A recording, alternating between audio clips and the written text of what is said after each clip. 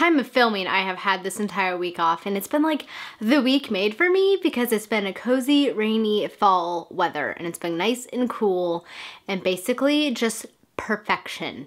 I love it. I am here for this. Hello everyone, it is Samantha and I hope you guys are having a great day today. I am here today for an exciting video because I'm going to be sharing with you guys some of my autumn book recommendations. I don't know about you, but I am definitely the type of person that absolutely loves to read in the autumn and the winter time. I just find it to be kind of cozy and just creates the perfect reading atmosphere, and this is when I usually like to pick up classics and bigger, chunkier fantasy stories because for whatever reason, when it's pouring rain outside and kind of chilly, it just makes me even more engrossed into the story. It's weird. I don't know why, but it works. And so as such, today I'm here to share with you guys some of the books that I think make for perfect reading during this autumn season. So without further ado, let us now just jump into these book recommendations, which, let's be real here, is probably the only reason you jumped onto this video anyway. First book that I have to recommend to you guys is Great Expectations by Charles Dickens. This book is just super, super atmospheric. The entire book kind of has this foggy, cool, misty feel to it. I mean, that is actually referenced as being the weather a few times in the book, but in general, the book just kind of has that vibe, and so just really makes for a really excellent fall reading. This book follows the main character of Pip. Pip is being raised by his sister, who is not a very kind woman at all, but he gets along really well with his brother-in-law. And the story itself kind of takes off at the Christmas time, actually, when Pip ends up helping an escaped prisoner to escape from his manacles. We follow Pip as he ends up growing up after this event that kind of recedes into his memory, and his life is kind of just full of a sequence of somewhat strange events, becoming the companion of Miss Havisham, who is a very eccentric rich woman, falling in love with this young woman who may or may not be the best thing for Pip, and then suddenly and mysteriously coming into a fortune, or rather, as they call it, his expectations. And basically, Pip's story ends up becoming entwined with the story of the prisoner, but you don't find out quite how that happens until later in the book. And this book is kind of a mystery as he figures out who this benefactor was and how their fates are intertwined. So it's a very atmospheric book. It's one that I thought was quite enjoyable. It's also one of Charles Dickens' more fast-paced novels.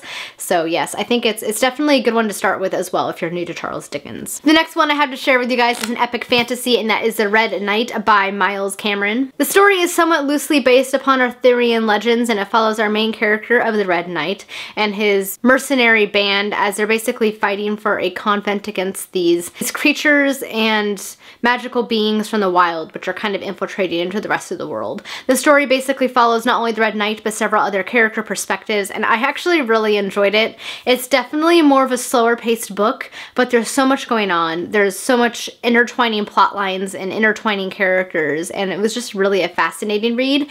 And just the atmosphere of the book, again, is very much lends itself to the fall and autumn season. It's definitely more of a dark book and one that I enjoyed immensely. The next recommendation for you guys is another classic, and that is The Woman in White by Wilkie Collins. Wilkie Collins is actually a contemporary of Charles Dickens, and they actually worked on a number of projects together, but this one is solely written by Wilkie Collins, and it is considered to be one of the first Gothic novels. The story follows the mysteries surrounding this woman in white. Our main protagonist encounters her on the road one rainy, cold evening, and she's basically just dressed in a white nightgown, and soon their fates kind of become intertwined, and he kind of sets out to help her and the other characters that become involved in this story as he figures out the mystery of this woman in white.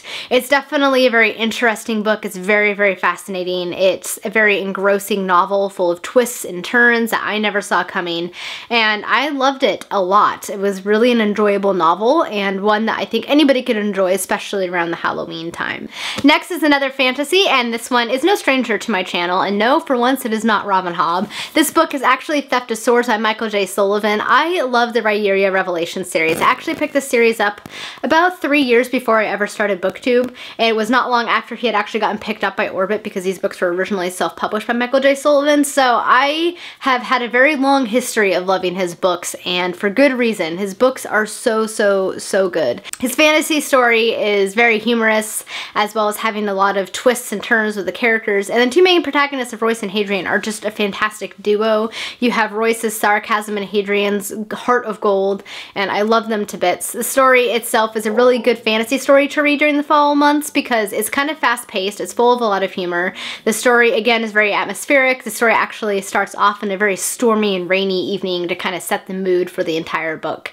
And just the whole trilogy in general is just really, really, really good, and one that I always recommend to people, especially new fantasy readers, because it's a story that's easy to get into and it's a lot of fun and it will keep you up on those cold, rainy nights. The next is another classic and one of my all-time favorites, and that is Jane Eyre by Charlotte Bronte. I think a lot of us are familiar with Jane Eyre. It's a story about a young governess who falls in love with the man of whom she is educating his adopted daughter, if you will. It's a very interesting story. I love the character of Jane Eyre. She's a very strong female, as most of the Brontes wrote their characters. The story takes place in kind of this gothic manor house. A lot of the setting is described as being cold and misty and kind of on the bleak side of things, but I just love the story in general a lot, and the atmosphere of the book kind of lends itself to the fall season, and I think it's just a wonderful book for anybody to pick up if they're looking for a book to keep them company on a fall evening while they would like to enjoy a cup of hot cider. The next fantasy novel I have to recommend to you guys is one that I have not mentioned for a while on my channel, and that is Daughter of the Forest by Juliet Marillier.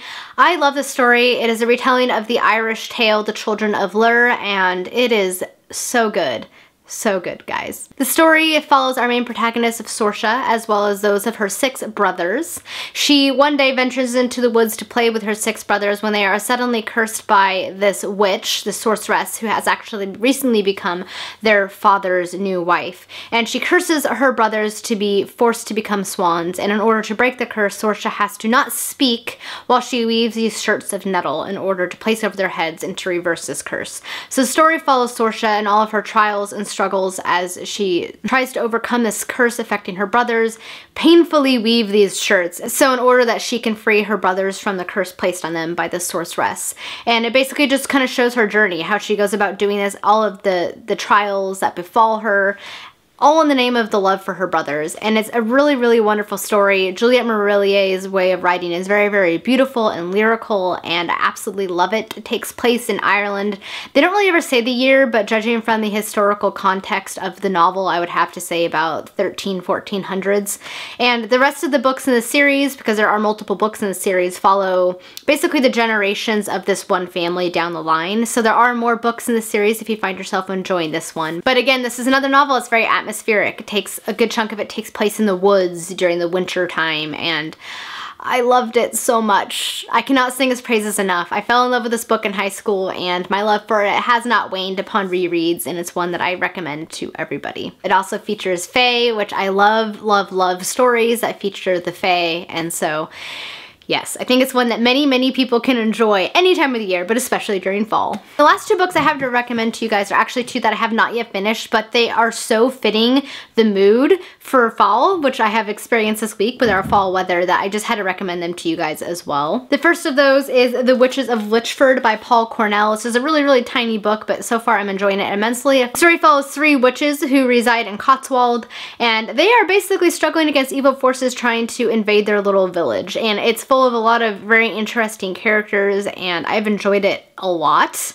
It's definitely a very good read, especially for Halloween, and I think that a lot of people would enjoy it as well. I never heard about this until it was gifted to me by one of my SFF pals, and I am glad that she sent this to me because it is so good. The last one I want to recommend is The Count of Monte Cristo by Alexandre Dumas. Need I say more? This book is so good. I am loving it. I'm only like a third of the way through because it's a massive tome of a book, but I'm enjoying it. The story is a tale of revenge, and I am here for this. It is so good. A lot of it is just so heavy and atmospheric and kind of dark and bleak and moody. I love seeing Edmund kind of get his revenge and fight against all the people that basically screwed him, and it is such a wonderful tale, the way it's being written, the way that Dumas wrote it, and the way he's weaving all of the various plot lines and the characters together is just brilliantly and masterfully done, and I haven't even finished it yet, but this is definitely going to be one of my main reads for this fall. I'm definitely not going to finish it in a month because it's a very, very big book. It's over 1,000 pages, and it's one of those books you have to kind of read slow and take your time with. So I'm definitely enjoying it, and I'm going to kind of stretch this over the next couple of months, and I'm going to enjoy every moment of it. But I had to recommend it to you guys because I'm enjoying this book so much.